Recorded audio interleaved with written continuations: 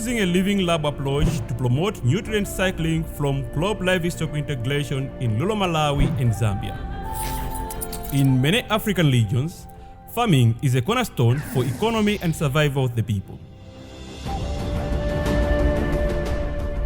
The World Food Organization in 2017 established that production elements in food systems for Malawi and Zambia are similarly characterized by smallholder mixed farming systems, with an average land holding size of 1.2 hectares per household for Malawi and 1.4 hectares for Zambia.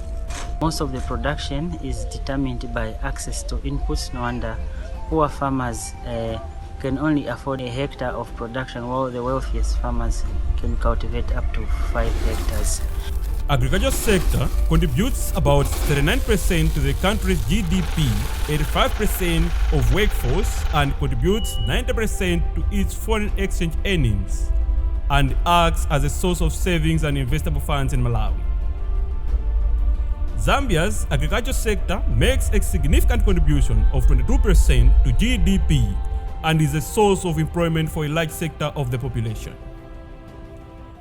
Agriculture employs 67% of the labor force in the formal sector and is a main source of employment for rural women, who account for 60% of the rural population. An estimated 60% of Zambia's population depend directly on agriculture for their livelihoods. Smallholder farmers are major players of the sector in both countries, who practice mixed farming systems. The mixed farming system in Malawi and Zambia is characterized by low productivity in crops and livestock. For instance, maize yields fall at less than 2 tons against potential of 5 to 7 tons per hectare. The farming system relies on inorganic inputs, which are detrimental to soils and area environments. As we all know, deteriorating soil fertility is one of the major contributing factors to low yields among smallholder producers, which has attracted widespread use of synthetic fertilizers. Sadly, this has directly contributed to soil nitrous oxide emission from agricultural soils, unlike organic fertilizers with very low offset emissions. This is evident enough that manure has benefits of low greenhouse gas emission. Furthermore, improved manure management and utilization reduces methane release from livestock and livestock waste into the atmosphere.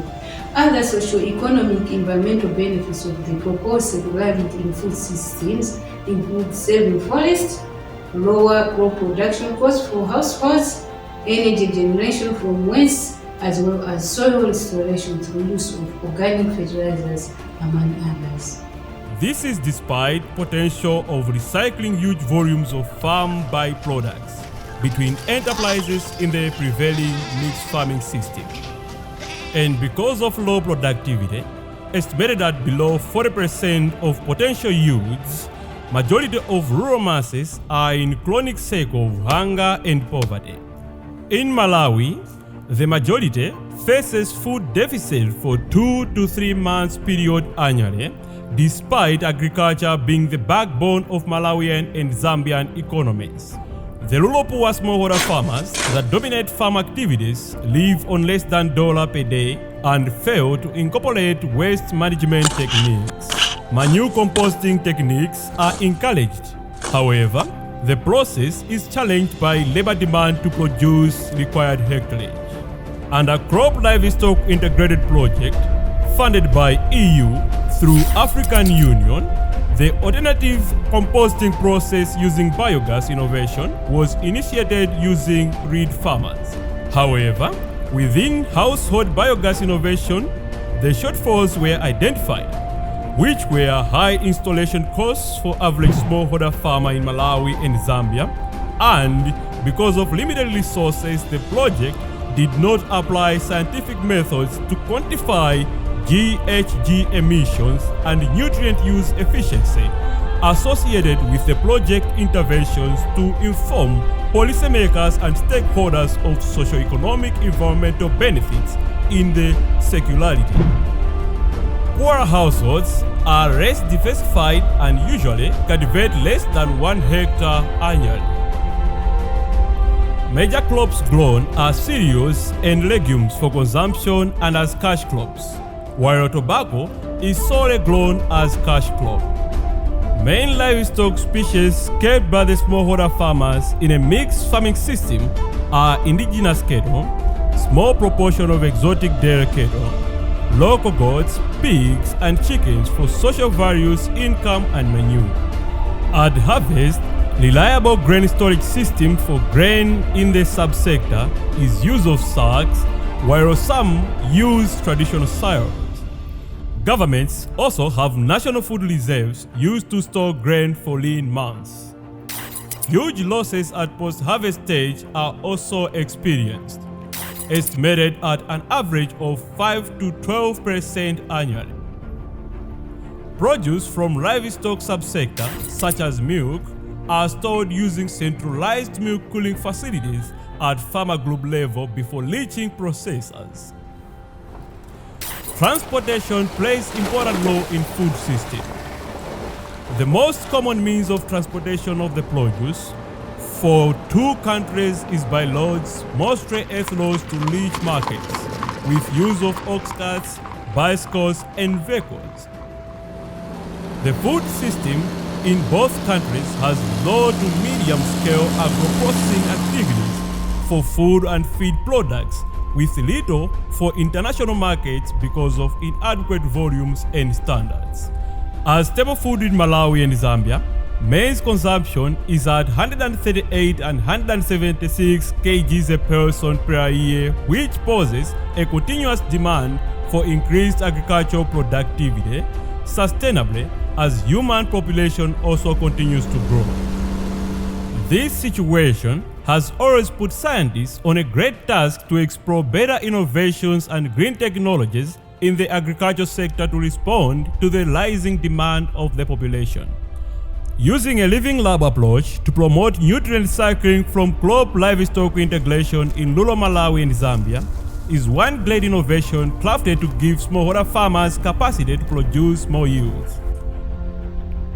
We intend to achieve this by identifying user-friendly yet effective fodder treatment techniques for small-scale farmers, thus leading to efficient utilization of crop residues in the farming system. The Living Lab approach, which is user-centered, interactive, open innovation ecosystem, is considered vital in learning, developing, and promoting new innovations among players in development. The proposed project is part of continuation of previous efforts.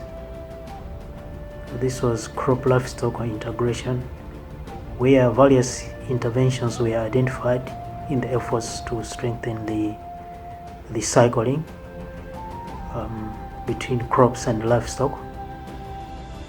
The previous project, Crop Livestock Integrated Project, on which current proposal is built on, used lead farmer concept. There are opportunities to increase circularity in food system in smallholder mixed farming system in developing countries through utilization of existing underutilized resources, structures, or approaches. The proposed project will implement research components to generate knowledge for further improvement of circularity in food system. The studies will include identification of appropriate fodder treatment techniques for small-scale farmers to efficiently utilize crop residues. The study will also test the cost biodigesters and training farmers as well as extension workers on their management. The project will also take lead in measuring gas emissions from different systems. This will provide capacity building for local staff on environmental impacts and greenhouse gas emissions for sustainability.